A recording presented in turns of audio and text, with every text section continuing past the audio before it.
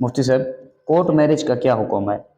مثلا اگر کوئی بچی گھر سے بھاگ کر کورٹ میں جا کر نکاح کر لیتی ہے تو کیا یہ نکاح منعقد ہوگا یا نہیں ہوگا؟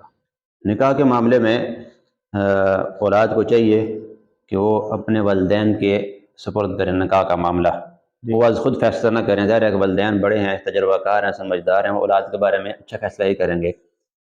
اگر پھر بھی کوئی لڑکی وہ گھر سے بھاگ کر والدین کی رضامندی کے بغیر کورٹ میں جا کر باقاعدہ گواہوں کی موجودگی میں ایجاب و قبول ہو جاتا ہے تو ایسا نکاح منعقد ہو جائے گا۔